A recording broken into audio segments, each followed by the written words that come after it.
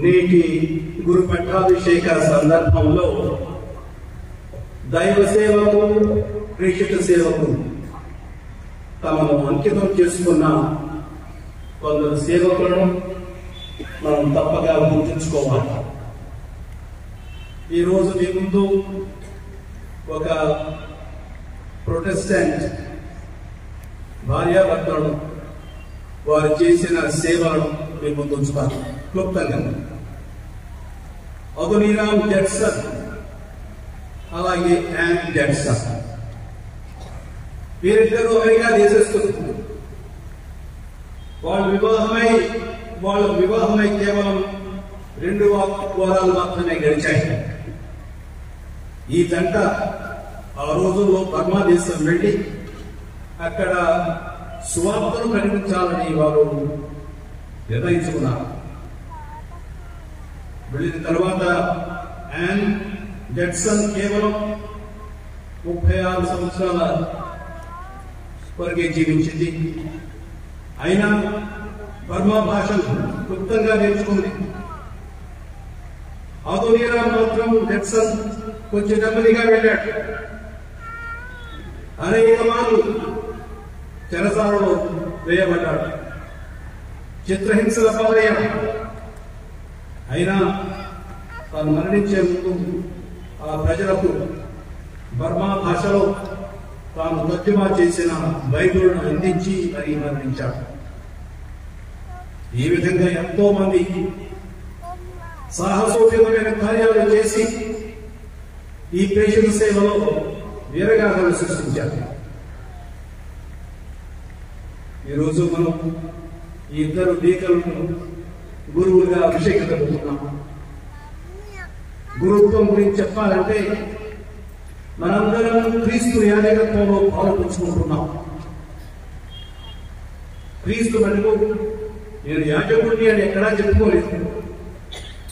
ఆయన సమకాలికులు కూడా అతన్ని యాజకుడిగా గుర్తించలేదు. ప్రభువు లేవి తెగలో కాక యూదా తెగలో పుట్టాడు. కానీ యాజకులంతా లేవి తెగ వాళ్ళని కనుక ఆ కాలం జనులెవరు ఆయన్ని గురువుగా కానీ యాజకుడిగా గుర్తించలేదు, భావించలేదు. ఆయన్ని కేవలం బోధకుడా, గురువా, రబీ అని మాత్రమే సంబోధించారు. కానీ క్రీస్తు తన మరణాన్ని గురించి మాట్లాడినప్పుడల్లా తాను యాజకుడిని సూచిస్తూ వచ్చాడు. ఆయన మరణం పూర్వవేదంలోని కొలువు లాంటిది. ఆయన తన ప్రాణాలను అనేకుల రక్షణ కొరకు క్రయధనంగా సమర్పించాడని మార్కుగారు సువిశేషం చెబుతూ 10వ అధ్యాయం 45వ వచనం. ఇది అనేకుల కొరకు చెందబడనున్న నూతన నిబంధన యొక్క నా రక్తం అన్నాడు. శిలువ ద్వారా తనను తాను పవిత్రపరచుకున్నాడు క్రీస్తు ప్రభు. కానీ ఆయన మన గురించి చెప్పకపోయినా సరే నూతన నిబంధనలో ఒక్క పుస్తకం మాత్రం క్రీస్తు యాజకుడని ప్రత్యక్షంగా చెబుతుంది. అదే హెబ్రీయులకు రాసిన జాబ్. ఎవరు తనంతట తాను యాజకుడు కాలేడు. పూర్వం అహరోను దేవుడు యాజకత్వాన్ని స్వీకరించడానికి పిలిచాడు. అదేవిధంగా దేవుడు క్రీస్తుకి యాజకత్వం అప్పగించాడు. మన పాపాల కొరకు బలి సమర్పించి ఆయన ప్రాయశ్చిత్తం చేశాడు. ఈ పదవీ గౌరవాన్ని క్రీస్తు తనకు తాను ఆపాదించుకోలేదు, ప్రభువే తనని నియమించాడు. హెబ్రీయులకు రాసిన 5వ అధ్యాయం 5వ వచనం. క్రీస్తు నిర్దోషి, పవిత్రుడు, తన శిలువ ద్వారా తనను తాను పవిత్రపరచుకున్నాడు. ప్రధాన యాజకుడిగా ఒకే ఒక్కసారి సమర్పించిన కల్వరి బలి ద్వారా మన పాపాలకు పరిపూర్ణంగా ప్రాయశ్చిత్తం చేశాడు క్రీస్తు ప్రభు. హెబ్రీయులకు రాసిన 7వ అధ్యాయం. ఆయన నా తరపున తండ్రికి విజ్ఞాపన చేసేవాడు కూడా, కనుక ఆయనకు మనల్ని రక్షించే సామర్థ్యం ఉంది. కాబట్టి ఆయన మన ధైర్యంతో మనం సమీపించాలి.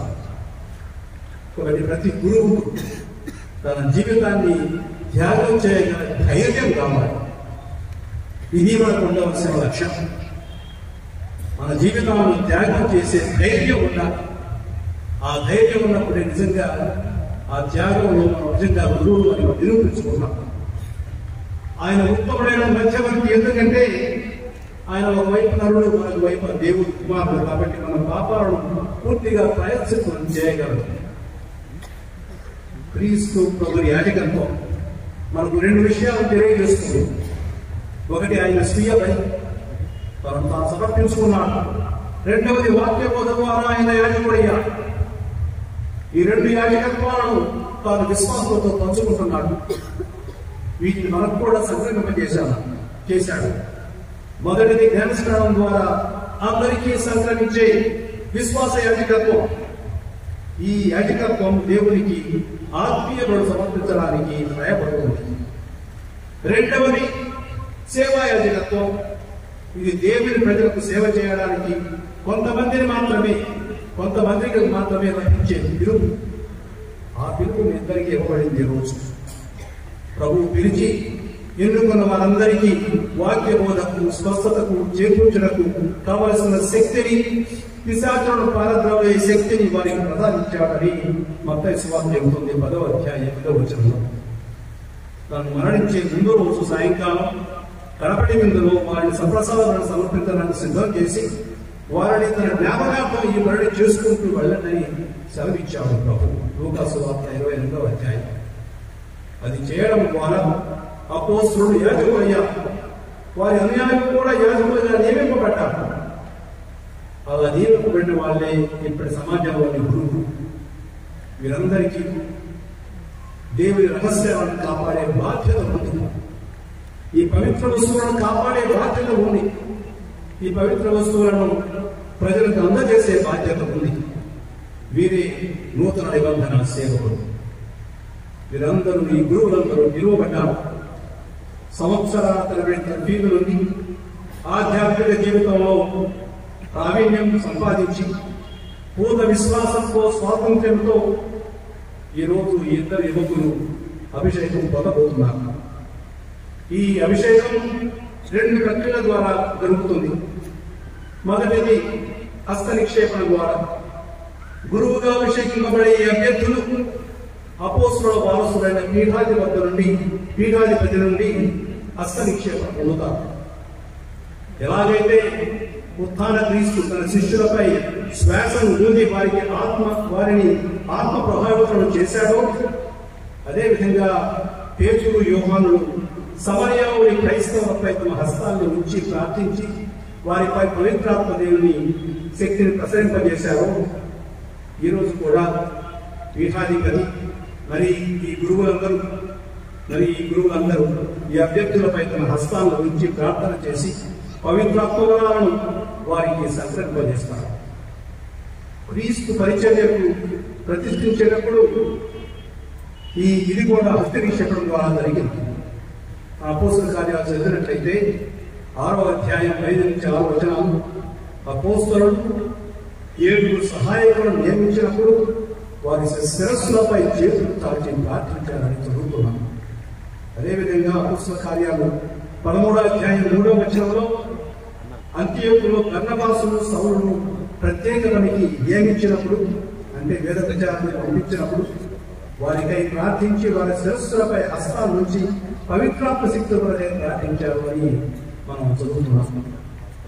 కాబట్టి నేటి సాంఖ్యంలో పవిత్రాత్మ శక్తి వీరిద్దరిపై వచ్చి వారికి ప్రజల పాపాలను మన్నించే శక్తిని, వారికి స్వస్థతా శక్తిని, దివ్య శక్తిని, పరివర్తన శక్తిని, రక్షణ శక్తి అంతగట్టబడతారు. అందుకే పౌలు గారు అంటారు, పెద్దల హస్త నిక్షేపణ ద్వారా అనుగ్రహింపబడిన ఈ ఆధ్యాత్మిక వరాన్ని ఎప్పుడు నిర్లక్ష్యం చేయవద్దు అని తిమోతిని హెచ్చరిస్తారు. హస్త నిక్షేపణ తర్వాత ఈ అభ్యర్థి హస్తాలు కృష్ణాతైలంతో అభిషేకింపబడతాయి. పూర్వవేదంలో రాజులకు, యాజకులకు, ప్రవక్తలకు అభిషేకం జరిగేది. ఈ విధంగా ఈ అభిషేకం పొందిన వ్యక్తి వేరుపరపబడ్డాడు అనే అర్థం. అభిషేకం పొందిన వాళ్ళు కూడా పవిత్రుల్లోని ప్రేరేపబడ్డారు. వేరే సంస్కృతుల్లో ఉన్నట్టు యూదుల రాజులకు ఈ కిరీట ధారణ కానీ లేకుంటే పదవి అధిరోహణం కానీ జరగలేదు, ఉండేది కాదు. దాని బదులు వారికి అభిషేకం ఉండేది. అప్పటి నుంచి యూదుల రాజు అభిషేకం చాలా ఖరీదైన సుగంధ పరిమాణాలు వెలువడే సువాసన ద్రవ్యాలతో కలిపిన తైలంతో జరిగేది. ఈ తైలం వజ్రాలు గోమేధికాల కంటే చాలా విలువైనది. రాజుకు అభిషేకం జరిగిన తర్వాత ఊరేగింపుగా పురవీధులలో ప్రదక్షిణం చేస్తూ ఉంటే కనిపించని కిరీటం లాగా ఈ సువాసన అతన్ని వెంబడించేది. ఇది అతని పవిత్రతకు సూచనగా అతని చుట్టూ అల్లుకునేది. ఈ సువాసనను బట్టి ఈ వ్యక్తి దేవుడికి అంకితమైన వాడు అని అతని ప్రజలు వెంటనే గుర్తించేవాడు. పూర్వకాలంలో రాజుల ఘనత, తేజస్సు, వైభవం కేవలం వారి వస్త్రధారణ ఆభరణాలు మాత్రమే ఉండేది కాదు. ఒక్కొక్కసారి రాచరిక సువాసన ఉండేది. ఒక రాచరిక సువాసన అంటూ ఒక ప్రత్యేక వాసన తైలం ఉండేది. రాజు వస్త్రాలు ఈ వాసన సూచి అలా పూసేవాడు. కీర్తనకారుడు అంటాడు 45వ కీర్తనలో రాజుగారి ఘనతను, వైభవాన్ని గురించి ఇలా అంటున్నాడు: నీవు ధర్మమును అభిమానించి దౌత్యమును ఏవగించుకుందు, కనుకనే నీ దేవుడైన ప్రభు నిన్ను ఎన్నుకొని సాటి రాజుల కంటే నీకు ఎక్కువ ఆనందమును దయచే తైలంతో నిన్ను అభిషేకించను. నీ వస్త్రములు అగరు, లవంగపట్టు, గోపరసములతో సువాసనలతో దుబాడించుతున్నవి. కాబట్టి నేటి పట్టణాలలో క్రీస్తు ఆత్మచే అభిషేకం పొందాడని చదివాను. కానీ యేసు మరణించే ముందు బెతానియా వెళ్ళినప్పుడు అక్కడ విందు ఆరంభిస్తున్నప్పుడు తరుణంలో మరియా అనే స్త్రీ స్వచ్ఛమైన జటమాంసి పరిమళ ద్రవ్యాన్ని శివుడున్నర తెచ్చి యేసు పాదాన్ని అభిషేకించి తన తల వెంట్రుకలతో పొడిచింది. ఈ విధంగా తన మరణం ముందు ఎక్కడికి వెళ్ళినా రాజతేజస్సుతో, ఘనతతో, దీనితో రాజరిక సువాసన వెద్దలతో నూతన నిబంధన నాయకుడిగా తన స్వీయార్పణగా ఇచ్చాడు తీసుకుంటాడు. కాబట్టి ఈ రోజు మీకు ఎందుకు చెప్తున్నా, మీ అందరికీ నాకు తెలుసు, నీకు లేదని చెప్తున్నాను కాదు. కారణం ఏమిటంటే అభిషేకం వెళ్ళిన మీరు కూడా, మీ నూతన గురువులు కూడా ఒక కొత్త సువాసన వెదలాలి. సెన్స్ చూసుకోవడం కాదు. ఒక సువాసన ఎక్కడి నుంచి రావాలి? ఈ పవిత్రత అనే సువాసన మీరు వెదలాలి. మొట్టమొదటి నేను పవిత్రుడుగా ఉండాలని నేను దాని గురించి ఆలోచిస్తూ ఉండాలి. దేవునితో దగ్గరగా ఉండాలి. ప్రభువుని నా మనస్సులో ఉంచుకోవాలి. నేను ప్రభువుకు చెందినవాడిని. అటువంటి సువాసన వెళ్తాలని నేను మనపూర్వకంగా నేను ఆలోచిస్తున్నాను. కారణం ఏంటంటే ఇక్కడి నుంచి దగ్గరలో ఉన్నాను కదవపల్లి బ్రదర్ గారు, తమ్మి బ్రదర్ గారు ఉన్నప్పుడు చాలా పేదవాడు, సామాన్యుడు. పొలాల్లో పని చేసుకుని జీవించాడు. కూలివాళ్లతో కూలి పని చేసి వచ్చిన డబ్బులతో దాని జీవితం ఆయన కొనసాగించాడు. అటువంటి మహానుభావులు అందరితో వెళుతూ ఉంటే ఆయన దగ్గర నుంచి ఒక సువాసన వస్తూ ఉండేదంట. ఆ సువాసనే ఇటువంటి పవిత్రత. దేవునితో ఈ పవిత్రమైన సువాసన అందరికీ వస్తూ ఉంటుంది. అటువంటి గుబాడించే సువాసన మీరు నిలదలాలని, మీ జీవితాలు కూడా ఇటువంటి పవిత్ర జీవితాలు కావాలని నేను మనపూర్వకంగా ఆశీర్వదిస్తున్నాను. ఇంకా గురు జీవితం గడిపేవాళ్ళు మన సమాజంలో ఈ రోజుల్లో గురువుగా వ్యవహరించడానికి కొన్ని విషయాలు మనం గమనించాలి. ప్రతి గురువుకు ఆదర్శం ఎవరు? క్రీస్తు. ప్రతి గురువుకు ఆదర్శం ఎవరంటే మన పరమ గురువు క్రీస్తు. క్రీస్తులోని ముఖ్యాంశం ఏమిటంటే దైవానుభూతి. ప్రతిరోజు రాత్రులు అప్పుడప్పుడు వెళుతూ ఉండేవాడు. ఒంటరిగా వాడు ప్రార్థన చేసుకుంటూ ఉండేవాడు. దైవానుభూతి. ప్రతిరోజు ప్రార్థనలో నిమగ్నమై తండ్రిని పూర్తిగా అనుభవానికి తెలుసుకున్నాడు. ఆయన గుణగణాలను పరిపూర్ణంగా అలవరుచుకున్నాడు. యేసు ప్రభు లోక వ్యామోహాలను తిప్పుకోలేదు. దురాశ కానీ, కామం కానీ, స్వార్థం, మమకారాలు, ద్వేషం, ధర్మ్యామోహాలు ఆయన వదిలేదు. వాటన్నిటి మొదటి నుండి పేదల రక్షణ, మంచితనం, విశ్వాసం ఎప్పుడుగా మెచ్చుకున్నాడు. రోమన్ శతాధిపతిని సన్మానించాడు. దుర్గుణాలు ఎవరిలో ఉన్నా వాటిని ఖండించాడు. ఆత్మత్యాగం, సేవ ఆయన ముఖ్య లక్షణాలు. అతడు ఇతరుల కొరకు జీవించిన వాడు. క్రీస్తు ప్రభువు నుండి గురుత్వాన్ని స్వీకరించే మీరు సొంత లాభాన్ని మానుకుని ఇతరుల పేరు కొరకు జీవించాలి. రెండవది, కాపరిగా పనిచేయాలి. గురువు అనేవాడు కాపరి. గురువు ప్రధానమైన పని కాపరి పని. అంటే కాపరి లక్షణాలు కాదు, దయాత్మ హృదయం. తప్పిపోయిన గురిని వెలుగుతుంటే వెళ్ళేవాడు ఈ కాపరి. ఈ దయ తీసుకుని ఎవరు వెళ్ళాలని కనిపించేది. కనుక అతడు నాయకుడు లేని తన నాటి ప్రజలను చూసి చాలా చింతించాడు. నేను గొర్రెల కోసం నా ప్రాణాలు అర్పిస్తాను అన్నాడు. ప్రేమ అంటే అందరిని ఏకం చేయగల శక్తి ఉంటుంది ప్రేమ. అదేవిధంగా తప్పిపోయిన గొర్రెలను తిరిగి ఆ మందలోకి తీసుకొచ్చేవాడు క్రీస్తు ప్రభు. క్రీస్తు ప్రభు జకర్యా ప్రవక్త ప్రవచించినట్లు తాను గాయాలు తగిన కాపరి. ఊరికి మంచి కాపరి అవడం. మంచి కాపరి అయితే గాయాలు తగిన కాపరి మంచి కాపరి అవుతాడు. తన గొర్రెల కోసం కష్టాలు పడి ఒకసారి ముళ్ళ పొలంలోకి వెళ్ళి కాళ్ళలో గుళ్ళు గుచ్చుకొని లేకపోతే శరీరానికి గుళ్ళు గుచ్చుకొని గాయాలు తగిన వాడు అటువంటి కాపరే మంచి కాపరి. అదేవిధంగా వాటిని తప్పిపోకుండా వన్యప్రజాలను కాపాడుతాడు. బైబిల్ దేవుడిని కాపరిగాను భక్తుని గొర్రెగాను చిత్రీకరిస్తుంది.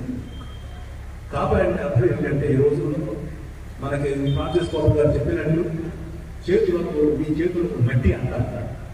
మట్టి అంటే ప్రసిద్ధంగా ఇది ఏమంటారు, ప్రతిసారి వాసన దైవాలు పూసుకుంటూ ఒకటే కడిగేసుకుంటూ నాకు ఇది పట్టలేదు అన్నట్టు మనం వ్యవహరించకూడదు. మీ చేతులకు మట్టి అంటాలి. గొర్రెల కాపుదలలో ఆ గొర్రెల మట్టి బురద తన చేతులకు అంటితేనే ఆ గొర్రెల వాసన కాపరి అనుకున్నాడు మన పోప్ ఫ్రాన్సిస్ గారు. సమాజాన్ని దేవుని వైపు దేవుని మార్గంలో నడిపించగల గురువు యొక్క బాధ్యత. దివ్య పూజ సమర్పణ, వాక్య పరిచర్య ఈ కాపరి పనులోని భాగాలు. తన ప్రార్థనా బలం ద్వారా తన ప్రజల కోసం నిరంతరం క్రీస్తు ముందు ప్రార్థన చేస్తూ ఆ బలం ద్వారా మాత్రమే ప్రజలను దేవుని మార్గంలో చెప్పాలి. ఈ బలం ద్వారా దేవుడి ఇచ్చిన బలం ద్వారా ప్రజలను దేవుని మార్గంలో చెప్పగలరు. ఇంకొక విషయం, ప్రతి గురువు బ్రహ్మచర్యాన్ని పాటించాలి. యేసు ప్రభు బ్రహ్మచారిగా జీవించాడు. ఆ విధంగా తండ్రి దేవుని పట్ల తనకు ఒక అవిభాజ్యమైన ప్రేమను ఆయన వెల్లడించాడు. యేసు ప్రభుని పిలుపుని విని గురు జీవితాన్ని అనుసరించదలుచుకున్న వారు పరలోక రాజ్య నిమిత్తం వివాహమానంగా బ్రహ్మచర్యాన్ని పాటిస్తారు. బ్రహ్మచర్యాన్ని పాటించడం అంటే ప్రేమ ఎదురుగా జీవించడం కాదు. ప్రేమ అంటే తెలియని మనుషులుగా జీవించడం కాదు. దేవుడి పట్ల ఒక ప్రగాఢమైన అనురాగంతో జీవించడం అని అర్థం. అలాగే బ్రహ్మచర్యాన్ని పాటించే గురువు దేవుడికి యేసు ప్రభువుకు ప్రతినిధిగా వారికి పితృవాత్సల్యాన్ని వ్యక్తం చేయగల వ్యక్తిగా ఉండాలి. ఈ ఒక తండ్రిగా వ్యవహరించాలి. ఆ తండ్రి ప్రేమ ప్రజలకు చూపించాలి.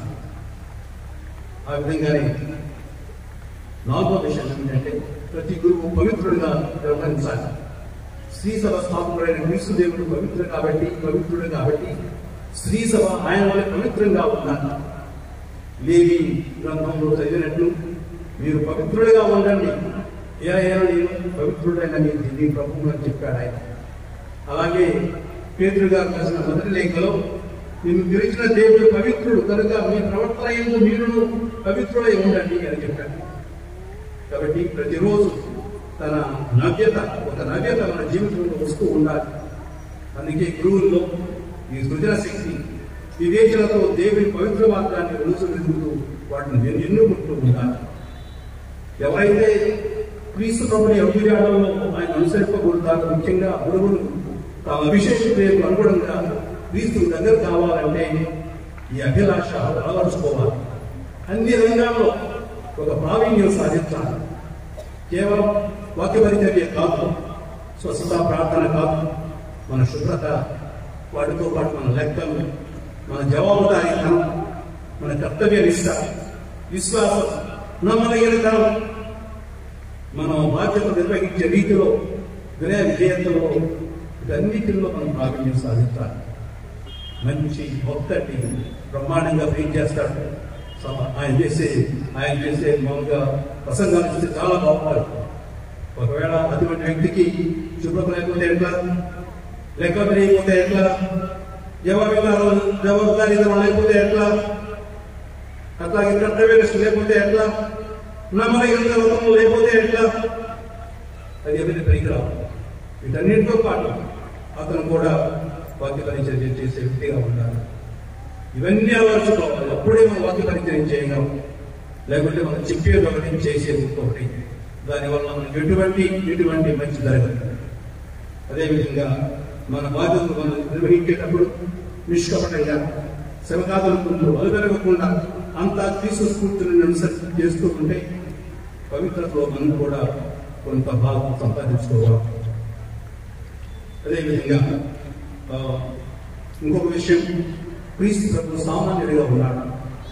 అందరికీ తెలిసిన మాటలే ఆయన వాళ్ళ సరళలో మాట్లాడాడు. కాబట్టి నువ్వు కూడా మాట్లాడేటప్పుడు వాళ్ళ సరళలో మాట్లాడు, వాళ్ళ హృదయాలకు హత్తుకునే విధంగా మాట్లాడు. ఇటువంటి బోధ వారికి పోషక ఆహారంగా మారుతుంది. అంతా క్రీస్తు నామములో బోధించు, క్రీస్తు సువార్తను ధ్యానించు. మీరు డీకన్లుగా మిమ్మల్ని అభిషేకించినప్పుడు బిషప్ గారు చెప్పారు, ఈ పుస్తకం మీకు అందజేస్తూ ఏమన్నాడు, చదివింది విశ్వసించండి, విశ్వసించిన దాన్ని బోధించండి, బోధించిన దాన్ని పాటించండి అని చెప్పారు. కాబట్టి ఇదంతా మనందరికీ ఒక సవాలుగా ఉంటుంది. తర్వాత చివరిగా పాపుల పోకు తీసుకోవాలి. క్రీస్తు పాపులు అనబడి పేదలతో కలిసి భుజించాడు, వారితో కలిసిపోయాడు. ఆనాటి అగ్రవర్గం పేదల్ని చిన్నచూపు చూస్తూ వచ్చింది. క్రీస్తు అగ్రవర్ణాలతో మంచిగా ఉన్నా తాను పేద వర్గాల చెంత చేరాడు, వాళ్ళ పోపు చేసుకున్నాడు. మన దేశ ప్రస్తుత పరిస్థితుల్లో గురువు నాయకత్వం ఇక్కడే కనిపించాలి. గురువు పేదల పట్ల జాలి కలిగి వారి అభివృద్ధి కొరకు కృషి చేయాలి. పేద సాధనలతో కలిసి పనిచేయాలి. స్వయంగా పేదవాడుగా జీవించాడు తీసుకుంటాడు. మనం కూడా ఎంత పెద్ద పనులు చేసినా సరే సామాన్యుడిగా జీవించడం మన విధి, మనం చేయవలసిన పని. అప్పుడే వాళ్ళను చూసి ప్రజలు నేర్చుకుంటారు, వీళ్ళ కోసం చేయడం లేదు, వీళ్ళు మన కోసం చేస్తున్నారు అని ప్రజలు దాన్ని అర్థం చేసుకుంటారు. ప్రతి గురువులో సన్యాసి భావం కల్పించాలి. మన దేశంలో ప్రాచీన కాలం నుండి గురువులు ఉన్నారు. వారి శిష్యులకు వారు పవిత్ర గ్రంథాలు బోధించారు, దేవుణ్ణి చేరే మార్గం వాళ్ళు ఉపదేశించారు. క్రీస్తు మనకు సద్గురువు. ఆయన నుండి గురుత్వాన్ని స్వీకరించిన మనం నిజమైన గురువులుగా మెలగాలి. ప్రజలకు మన దేశంలో మన పట్ల గౌరవము నమ్మకం కలిగేటట్టు మనం నడుచుకోవాలి. మన దేశ ప్రజలకు సన్యాసుల పట్ల గౌరవం నమ్మకం ఎప్పుడు ఉన్నాయి. సన్యాసి అంటే దేవుని కొరకు లోకవాంఛలను వదిలిపెట్టిన వాడు అని అర్థం. అటువంటి సన్యాసికి ధనప్రీతి కానీ బంధుప్రీతి కానీ పదవి వ్యామోహం కూడా ఉండకూడదు. అలాగే ఇంద్రియ వాంఛలను లోనకూడదు. అదేవిధంగా ప్రతి గురువు ఒక ప్రవక్తగా కలగాలి. ప్రవక్త దేవుని పేరు ఉచ్చరించి అతని పేరునే మాట్లాడే వ్యక్తి. ఆ మాటలో దైవవాక్కు. దేవునికి దూరంగా పోయిన ప్రజలను హెచ్చరించి మందలించి మళ్ళీ వాళ్ళని దేవుని సన్నిధిని చేర్చేవాడు ప్రవక్త. ప్రవక్తగా మనందరం వ్యవహరించాలి. సాంఘిక న్యాయాన్ని చేకూర్చేవాడు ప్రవక్త. ధనికుడు పేదలను పీడించడాన్ని నిరసించేవాళ్ళు ప్రవక్త. సమాజంలోని అసమతను ఖండించేవాళ్ళు ప్రవక్త. మనలో కూడా సమాజ భావాలు రావాలి. ఒకవేళ ఎప్పుడైనా లోతత్వం చోటు చేసుకుంటే మనం వెంటనే ఖండించాలి. ఈ రోజుల్లో ఫ్రాన్సిస్ పాప్ గారు మనకి గురువులకు అనేక మంచి మంచి విషయాలు చెప్తున్నారు. అందులో ఒకటి ఆధిక్య ధోరణి. అంటే గురువులు ఇతరుల కంటే గొప్పవాళ్ళు అనే ఆధిక్య ధోరణి ఉండకూడదు అని పదే చెబుతూ వచ్చారు. మనం ఎవరికంటే అధికులం కాదు, మనం ఎవరంటే కేవలం దైవ సేవకులు చెప్పారు. క్రీస్తుడు అనంతరం అభిషేకించబడిన గురువులు ప్రభు ధర్మాలను నిర్వహిస్తున్నారు. వారు క్రీస్తు స్థానంలో ఉండి వీటిని నిర్వహిస్తూ ఉంటారు. ప్రతి గురువు దేవునిచే ఎన్నిక చేయబడి అభిషేకింపబడతాడు. ఈ అభిషేకం అనేది మనం చెప్పినట్లు హస్తనిక్షేపం ద్వారా జరుగుతుంది. కొద్ది సమయంలో ఈ సాంగ్యంలో హస్త నిక్షేపం ద్వారా వారికి పవిత్రాత్మ వరాలు అందజేయబడతాయి. అట్లాగే వాళ్ళ హస్తాలు కూడా కృష్ణాశైలంతో అభిషేకింపబడతాయి. మీరందరూ ఈ సాంగ్యంలో పాల్గొని ఈ ఇతర అభ్యర్థుల కోసం ప్రార్థించవలసిన మిమ్మల్ని అందరినీ ఆహ్వానిస్తున్నాను. వారి కోసం ప్రార్థన చేయడానికి ఒకసారి మిమ్మల్ని అందరినీ కోరుతున్నాను.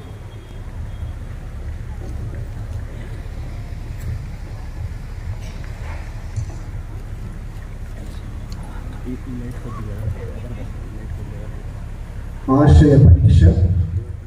నాగటి మీద చెయ్యి పెట్టి వెనుకకు చూసువారు నా రాజ్యమునకు అనర్హుడు. లూకా 9:62. గురుత్వ తర్పీదులోని ప్రతి గడియ అభ్యర్థి ఆశయ పరీక్షకు దోహదపడుతుంది. గురుత్వ ద్వారం చేరిన